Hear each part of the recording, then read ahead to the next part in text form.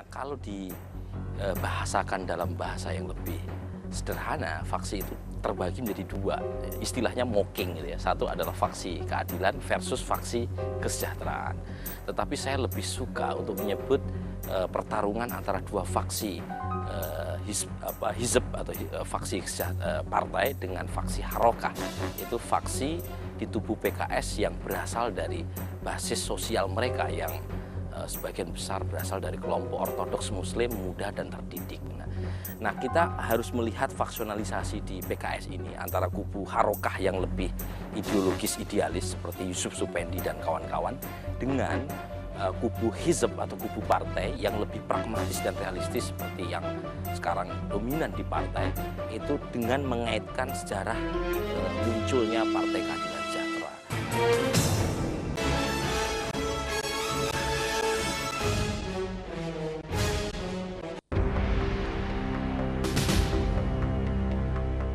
Dibandingkan dengan parpol-parpol lain yang berdiri setelah jatuhnya pemerintahan Presiden Soeharto, perkembangan Partai Keadilan memang paling pesat.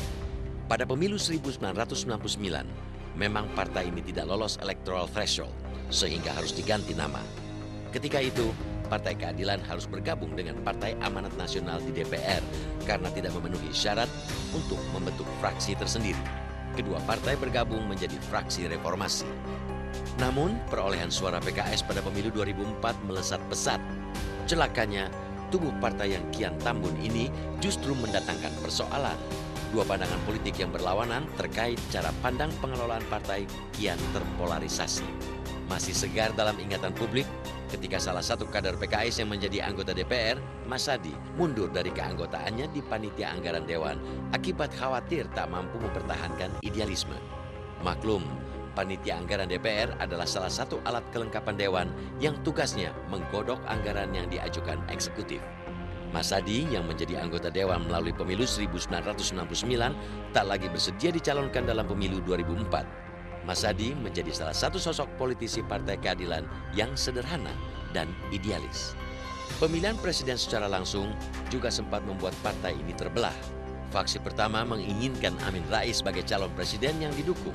Alasannya, selain dinilai sebagai tokoh reformasi, latar belakang Amin yang mantan Ketua Umum PP Muhammadiyah juga lebih dekat secara ideologi dengan PKS. Namun, faksi lain lebih mendukung mantan Panglima ABRI, Jenderal Wiranto, yang diusung Partai Golkar. Menjelang pemilu 2009 lalu, juga sempat terjadi silang pendapat di internal partai terkait salah satu materi iklan PKS yang ditayangkan melalui media massa.